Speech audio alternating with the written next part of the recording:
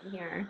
Okay, so I am Paige Roberts, and I'm going to talk a little bit about production IoT architectures, and if you are building one, things to think about. And I'm going to show you a lot of examples of architectures that work in production so that you have a good idea of where to go from here. So first off, who am I? I've been in this business for a really long time, and I'm having a hard time deciding what I want to be when I grow up. I have been an engineer, and I have taught other people how to do this, and I have built software to do data architectures, and I have marketed software to do data architectures, and I have managed teams of programmers who build software to do data architectures. So I've been an analyst that wrote about data architecture. So I've kind of been doing this for a while, and I've seen it from a lot of different angles. Now, all the examples I'm going to use are from my own company. That's mainly because nobody else's customers want to talk to me. I don't know. So you'll kind of get an idea of how this looks, but keep in mind that this is, kind of from my point of view. But also, I will talk to you a lot about things that I have seen over the last 10, 15, 20 years as we go along. So first, we'll talk a little bit about what does it mean to have an IoT architecture. I will not discuss much about edge. Edge computing is awesome and cool, but almost always whenever I see an architecture built with edge, they then do something on the edge and then send it to a central place for analytics, for large scale analytics. And that's pretty much what I'm going to talk about, is that central architecture. Then I'm going to talk about how architectures are evolving over time, and be sure and stick to the end, because that's where the really important takeaways that I want you to walk away from this will be. And then I'll take some questions. So first off, people think of IoT as like a future thing. This is a cutting edge, 5 years from now, IoT is going to be cool, 10 years from now. And that's not accurate. Right now, in Auckland transportation, they're using this to optimize the bus routes. If you dial Uber, they're using an IoT architecture to optimize their routes so that they can get a car to you in under 7 minutes. If you do your taxes with TurboTax, they're using an IoT architecture to optimize that software so it's easier for you to do your taxes. If you are working in a building, which, nowadays we're mostly working from home, but if you were working in a building, you might have a smart building thing going on to optimize costs of keeping that building cool or warm or whatever. This is all stuff that is happening right now. This is not, maybe 10 years from now. This has been happening for a while. So I'm going to start by, this is kind of like how it works in production, and this is from Philips. Now, Philips is a more than 100-year-old company. They started out building light bulbs back in the day, but now they do cutting edge medical technology like MRI and CAT scan machines and stuff like that. And they want to use machine learning to increase uptime. So this is kind of what it looks like. And this is what an IoT architecture tends to look like in almost every case. Surprisingly, across use cases and industries, you see this kind of production architecture over and over again. And you have one branch of the architecture that's sort of the batch branch, and you do have real-time streaming data coming into that branch, but it's going into like a mass storage where it's saved, and you pull in other data from, batch sources, relational files, geo sources, things like that, and you combine them all together with some kind of ETL, some kind of data prep, data enrichment. You put that all together, and then you use it to train your algorithm. You put your machine learning in there, you train it, and then you take that real-time streaming data that's coming in. As it's coming in, you apply the model to it, and you say, oh, look, this component is about to break. So instead of waiting for the component to break and then scheduling somebody to come fix it, and then, waiting for the part, and maybe they troubleshoot it and they don't know what part is broken yet, and they try to replace the wrong part, and they go back and they get another part, and this machine is down for a fair amount of time. Instead, Philips is using machine learning to figure out what's going to break by seeing that pattern ahead of time in the devices and then sending somebody to fix that during some downtime for the machine, like, you know, midnight, nobody's using it. They fix it by replacing the correct part immediately before it even breaks, and that provides a lot of value. So that's a really good concept of how IoT works for a company. So I'm going to look at some example architectures, and yes, these are very simplified and high level. It's only a 40-minute talk, so I'm not going to dive into them really deep.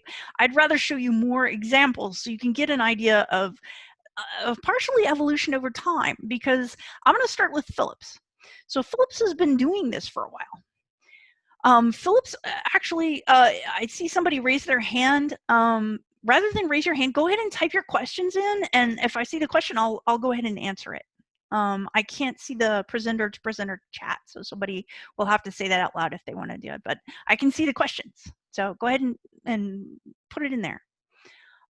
So anyway, so Philips is older system, and they've been doing this for a while. They've been in production for years, and they had like Tech Mahindra help them build this, and they had them build a Java application to do their ATL. They have their own phone home pub sub system, so they are not using Pulsar, they're not using Kafka, they're not using Kinesis, they're not using like one of the old MQ things. They actually created their own before, you know, back when everyone else was trying to do SOA architectures. They come up their own way to do a distributed pub sub system, and they still use it because they manufacture all the parts and they all use that system. So they bring it all in to a distributed analytics database, and this is not unusual. So they're doing, they're bringing all of the mass data in there. They're training their models not there. That's the unusual part. They're not doing it on their mass storage. This is IBM Epsilon is kind of IBM's answer to Hadoop. They're taking that data, combining it, and putting it into an analytics database, and then they're taking their Python and their R data science, and they're putting that into the distributed analytics database, and the database is distributing it so that they get faster machine learning in that location. So that's a little different. And then they're doing both their BI and their machine learning from that location. So that's unusual. And the thing that's cool about this is they figured that out quite a ways ago. So they've done some revolutionary stuff, and because of that, their architecture is fairly stable, and their production capabilities are solid and continue to be solid to this day. Now, let's look at Anritsu. Now, Anritsu also built their architecture a while back, but they do a different kind of thing. They sell two different things. They sell machine learning analytics to telecoms, now, and they sell business intelligence analytics to telecoms. So they have telecom customers all over the world. Now you can kind of see that same architecture where you stream everything into a mass storage. Now they're doing their ETL using MapReduce, and they're putting it into a sort of a slightly cleaned data form, in this case, Hive, and they're using HiveQL to pull some of that out. They're using Apache Drill to do some of their exploration first, and then they're doing that, and they're leaving their older data that they don't need there, and they're doing some of their machine learning in place, because that's where their data is for their old. So if they want to train on historical data, they do it right there.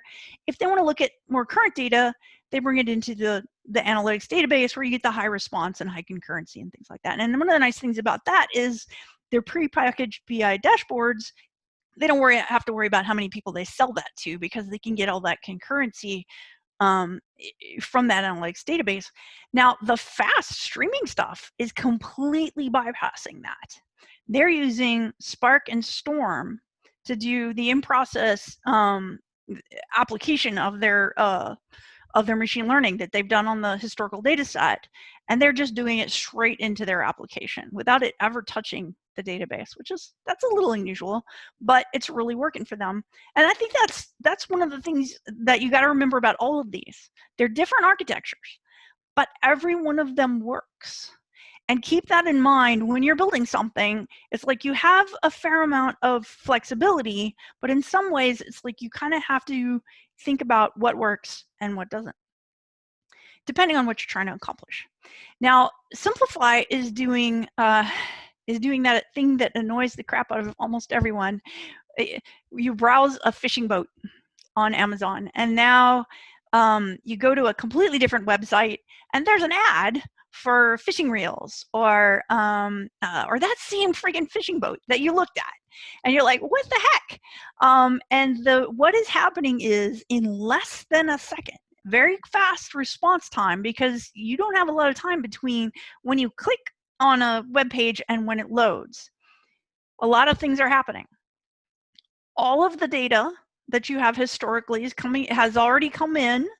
A machine learning model has already been trained so that it knows demographics and things like that. It can figure this thing out, so it knows a lot about you, not who you are, but maybe your location, maybe your age, your sex, are you single, are you married, do you have kids, things like that.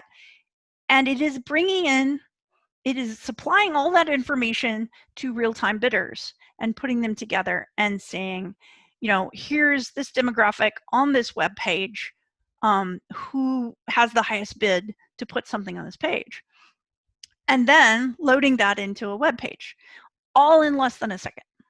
It's pretty amazing what they're doing from one end to the other at tremendous speeds, and accomplishing it with what is obviously a fairly simple architecture.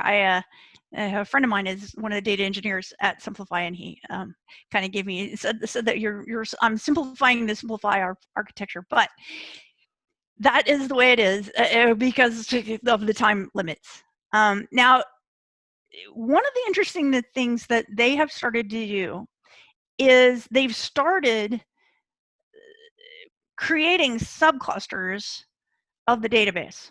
So they're like, okay, here's an analytics database that's distributed. It can handle all the data that they want. It can do everything they want. It's got high granularity, and you can do the machine learning, and you can supply the ad, and you can show what the heck is happening on monitors because humans can't keep up with it.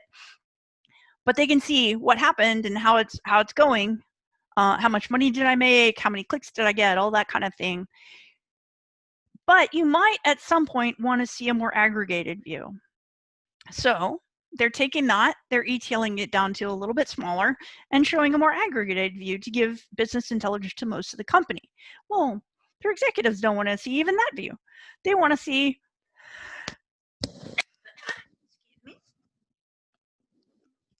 a super high level aggregated view. So we do that again. I apologize.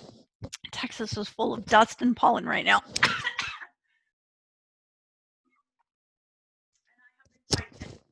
For months. All right, so you get the idea. To isolate the workloads, they're going in various different databases. I am so sorry. All right, let's try this again. So now, Simplify has this concept, and that's just the way they're doing it, but they're a relatively small company. They're not a huge company. They're doing some fast stuff. They're doing some amazing stuff, but they're not handling data at the volume, at the level that, say, Uber is. So Uber has over 100 petabytes that they're trying to manage. They have thousands of queries a day, thousands of Spark jobs a day, thousands of dashboards, 2,000 dashboards they're feeding. So how different is their architecture? Not very. And the thing about Uber is they tweak their architecture constantly, and they love to build things themselves. And yet, their architecture looks a lot like everyone else's. To a large extent, they're streaming into that mass storage. They're using Spark now for ETL, which makes a lot more sense. They're putting it in a columnar format, which is easier to query, Parquet, that's much better. And they're leaving their cold data there. And they're doing Hive and Spark and Presto and using notebooks to feed some of their machine learning and do their experiments off of that. And their more recent data, they're feeding into a database. Now, again, they have subclustered it. They have built themselves a data manager and a proxy. So they can keep track of which data is in which cluster. And that helps them. So they can throw a query from only one location and find the data no matter what. But why did they do that? Why did they split it into multiple clusters? And the answer is workload isolation. That's the key. It's like to isolate this workload from that load, so that if I throw a CityOps machine learning query, or if I'm a data scientist and I want to train an algorithm, that's going to eat up a lot of compute. That's going to eat up a lot. Is that going to slow down my normal like drill downs on a dashboard? No, because I've separated into subclusters, I've isolated the workloads. That's important. That is something they've really figured out, and that a lot of companies are realizing is key. Being able to separate workloads that way. Now, now that Uber's got this beautiful architecture, they're in the process of moving it all to Google Cloud. So they're going to rebuild everything, I'm sure. So what other ways can you think about to make your architecture work better? Well, this is all, Climate Corporation is doing some cool stuff on crop yield optimization for farmers, and they're doing it all the cloud. Now you can tell they're doing it all the cloud because they're using Amazon Kinesis as their PubSOS system, and it doesn't work anywhere except on Amazon. So they're not only doing it on a cloud, they are doing it on Amazon cloud, and if they try to move, they're going to find that that's a problem because they're going to have to rip out Kinesis and put in something else. That is one thing that I do not recommend, is using something that only works in one location. Surprisingly, an S3 bucket isn't one of those things that only works on Amazon Cloud. You can move to Google Cloud and put it in S3 compatible mode. You can move to on-prem and put it on Pure or on MinIO or whatever. There's ways. An S3 bucket actually moves around fairly well, but Kinesis only works in one place. So don't do that. Flink, very nice. Stream processing, much easier to use than Storm. Good idea. But what are they really doing smart? The big thing that they're doing smart is they're doing some of their machine learning in Spark. They're doing some of it inside their analytics database.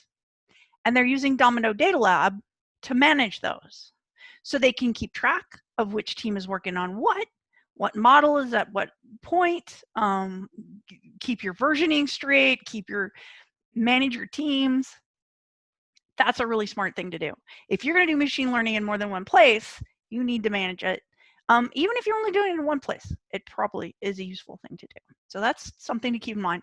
Now, this is only half of their architecture. United Group is this cool Eastern European company. They are a little bit unique because they are both a telecom and a cable TV provider. So they also run a channel. So they provide movies and TV shows and telephones and set-top boxes and a lot of devices. And what they do is they collect information from those devices. Plus, of course, they have things like they know what's on the TV schedule. They know what the geolocation is of everything. And they pull that in.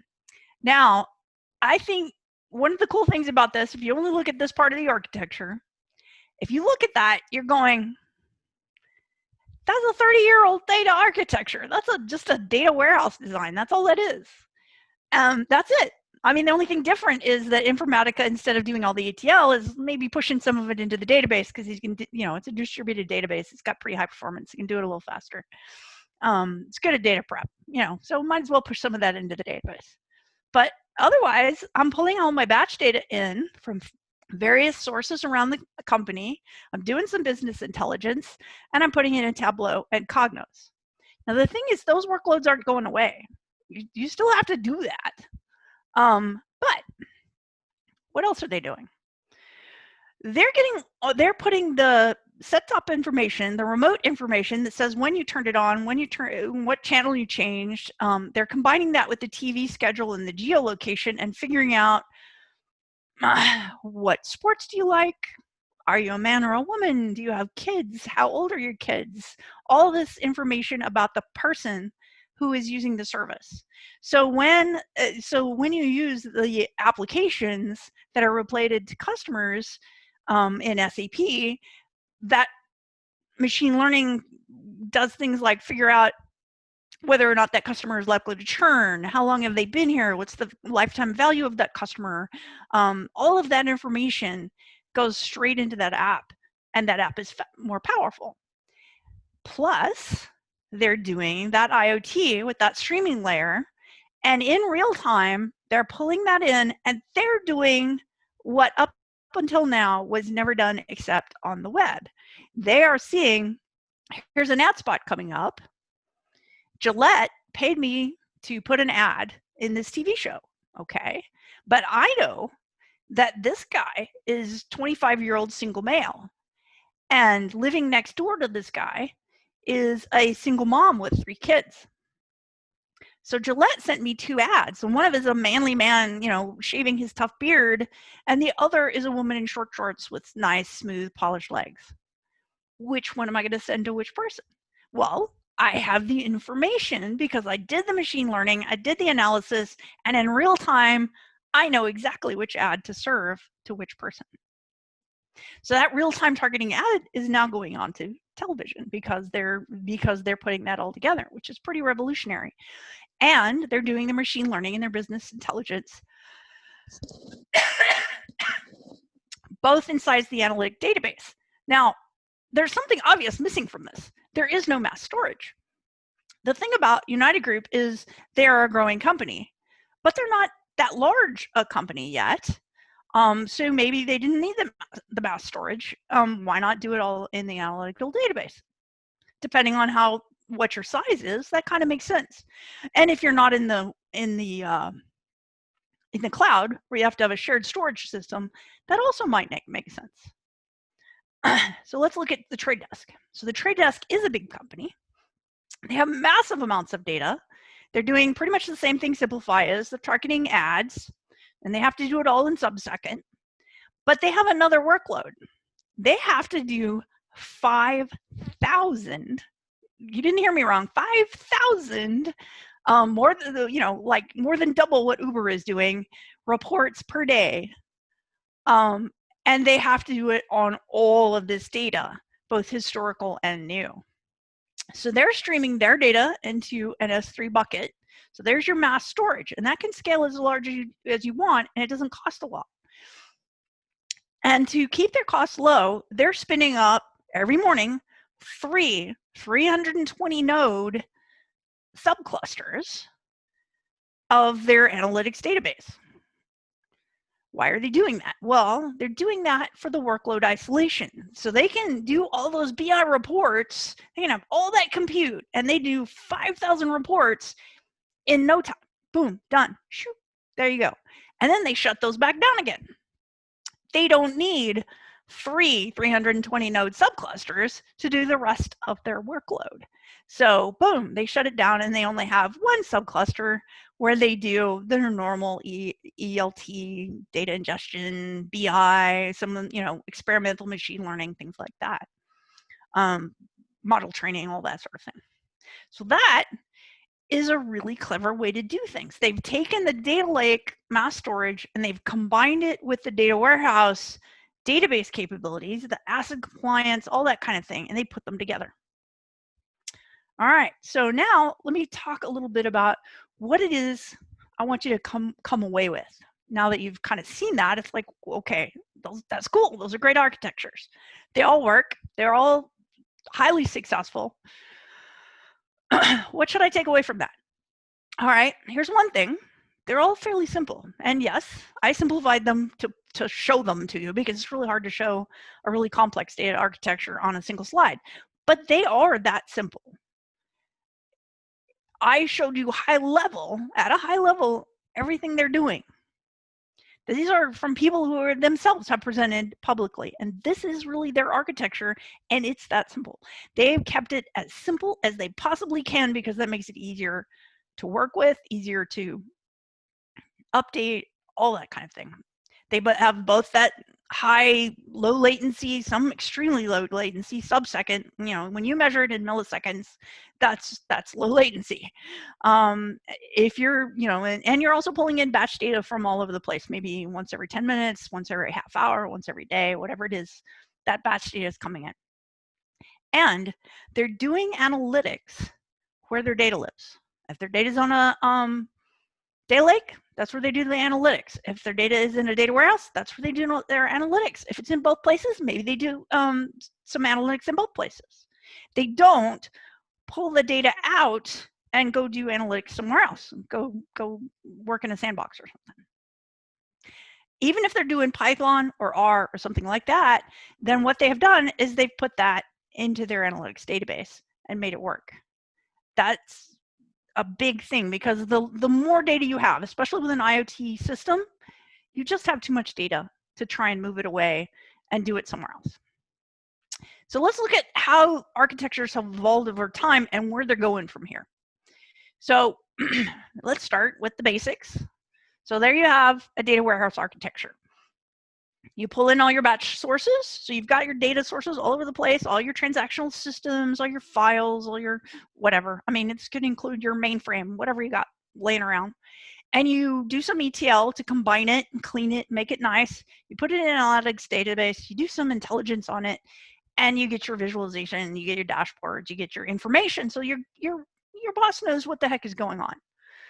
You know what the heck is going on. I mean, the cool thing about an analytics database, there's a few cool things. One is 1,000 people can use it once. Concurrency, that's not a problem. It's got really good resource management. It can handle that.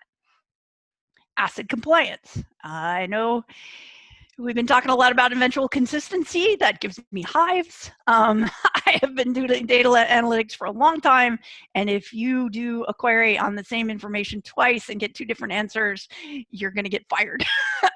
So eventual consistency scares me. All right. So asset compliance, you know that you have nice, consistent, perfect data, and it uses a standard ANSI SQL that everybody can use. There's a huge amount of skills of that. There's no shortage. But this architecture can't handle the things that the data lake were invented to handle, which is, you know, that 3 V's. Your data is fast. There's a lot of it. And it's all these different kinds. You have semi-structured data and complex data types and all this kind of strange data. And your data warehouse was never designed to handle that.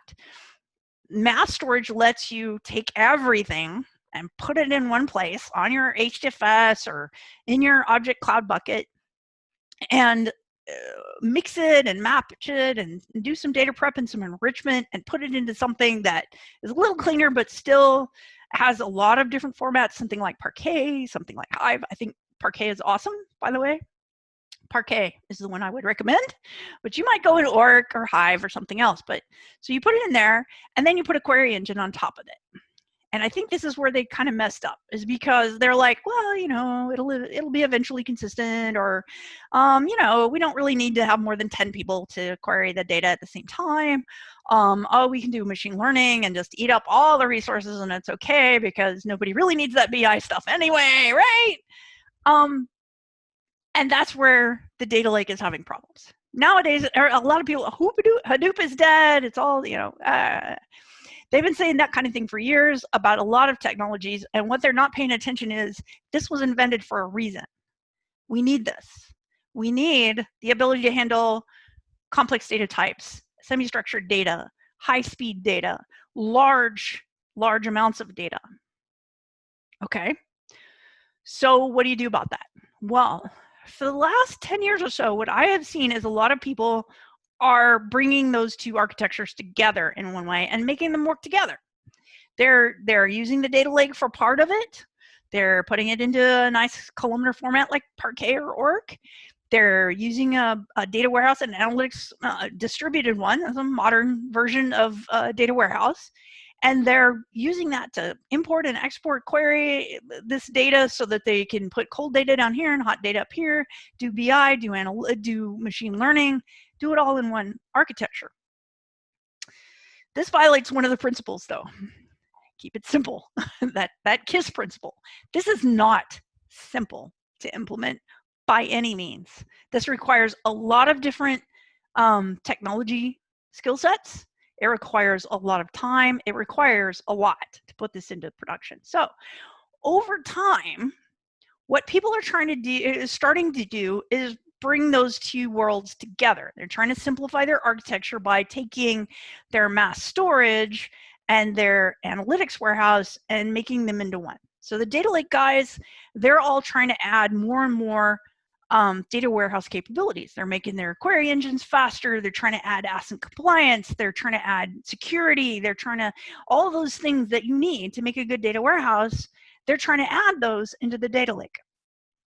On the other side, you have your analytics warehouse folks who are adding the ability to handle complex types, the ability to string data in directly, the sub-second response time, all this stuff. And they've already got the concurrency and the security and all of that, and the ability to subcluster, to make subclusters, spin them up on the cloud or somewhere else, so that you can use one cluster to do data science and machine learning, and another one to do your reporting and BI, and they won't bump into each other. And that is huge. That ability to separate and isolate your workloads is key to making this all work. Now, unified analytics warehouse is what I've called it. I have heard it called a few other things, but I like unified analytics warehouse better because you're not unifying your data, really. It's okay for your data to live in multiple locations. You're unifying your analytics. You're doing all your analytics in one place, and that's kind of the key. All right.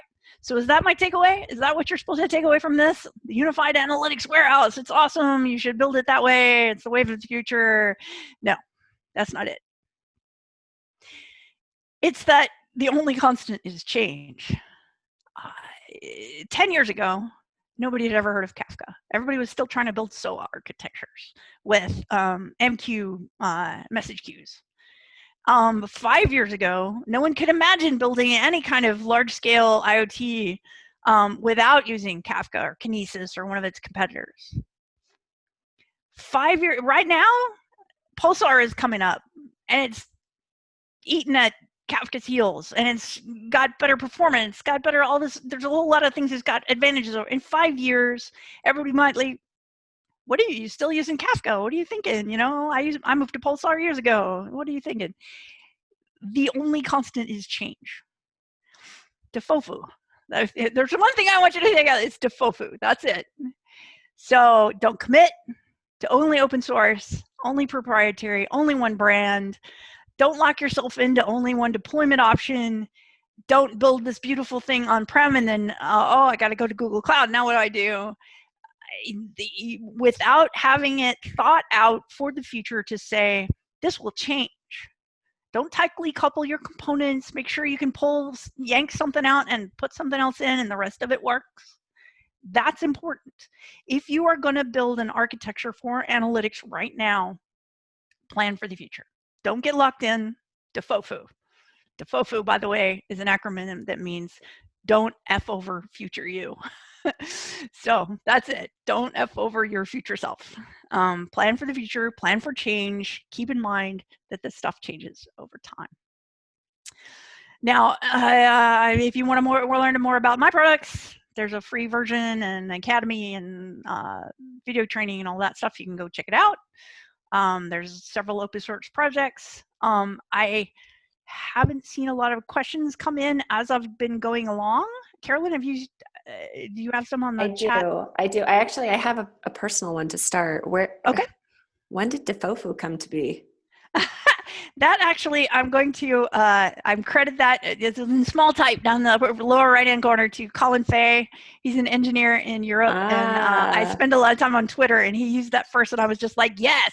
Oh my gosh. Exactly. That says in one acronym what I've been trying to say for years, and it's really important. So great. Well, now I'll go on to more serious questions, but okay. I had one come in. It says, do you have any examples of people using Pulsar for their IoT data architectures? One limitation on showing you guys examples is I have to be able to show public examples where everybody is okay with saying their name and showing how they do things under the covers and stuff like that. These are usually people who have already presented it themselves out in the world. Yes, I have some examples of using Pulsar. And I mean, I think to a large extent you could take a couple of the, in particular, the ones where it's embedded and then there's an analytics capability on the front end, like Anritsu or something like that, and pull out whatever they're using and put in Pulsar, and that would be accurate. But no, I can't show any because they won't let me. Okay, fair enough. Let me see. Okay, we have one. How simple is this really? It's easy to say it's simple and show a diagram, but on average, how long does it take to be implemented? I have a couple of averages if it helps. Philips with Tech Majors help. I just presented with them like yesterday at 3 a.m. That was interesting. Well, it was, 11 a.m. European time. They took 8 months to go from 0 to nothing to done. Okay. I think the trade desk took 7 months. On average, a half year or less from I need something like this to I have it and it's working and it's in production. So that's pretty amazing. As long as you don't complicate it too much, you can go from 0 to done in a pretty fast time. Got it. Thank you for that. Let me just take a look. Okay, its question says, can't you use a data lake to do the whole thing? Why do you need an analytics database as well? The answer is you can. Sure. As long as you only want about 10 people to use it. As long as they're not worried about your performance. I think one of the reasons a lot of stream processing capability comes along, why that's built in now to Pulsar and to some of the other systems, and why things like Flink and Storm even exist, is because you need faster processing, you need speed, and analytics databases are made for that. I mean, nobody wants to click on their dashboard and wait 30 minutes for an answer. It's like, if you want to have a conversation with your data, you want it to come back within seconds. And that's one of the things an analytics database gives you, is sub-second to a few seconds response on most things. And the other is, I have one customer who has 8,000 people in their company using the same database for their day-to-day jobs. That's what they do. It's like, oh, let me check to see if that's in stock. Oh, let me, look at the report for sales for this region lately. What do I order? It's like everything. They're a retail company, obviously. Mm-hmm. Being able to put as many users as you need on that. One of the healthcare analytics companies that we work with, I think, is Cerner, and they analyze all of these different hospitals, and they have this cool software that does that. They were limited by, they used Hadoop originally. They were limited to how many of them they could sell, because only so many people could use it at once without overloading the system, because the resource management on Hadoop is just not great. Mm-hmm. And in a database, it's kind of used to concurrent users, multiple users, things like that. So you get a much better management of resource capabilities. Got it. Thank you for that. All right, we're just about on time, so great timing. Let me see if we have anything else coming through. For everyone on the call, thank you. You have a minute or two. Well, we have Paige here, and Paige, you have your email, so this is the best place to reach you. Yes. Any follow-up questions? Okay. Kind of small type there, but small yeah. Type. So I'm not sure if she wants you to reach out or not. If you want to ping me, you can ping me. But if you want to learn more about how to use an analytics database in your thing, you can go check out one of the other things. The nice thing about the vertica.com/try is it's a free version, so you can just download it. It has all the machine learning capabilities, and you can play with it and see how it works. Great, thank you for that. Okay, great. Well, again, thank you so much for taking the time today for a great session. We will we will take over the screen from here, but All everybody right. feel free to follow up with Paige Bye, directly everybody. and thank her for this presentation. Great to meet you as well, Paige.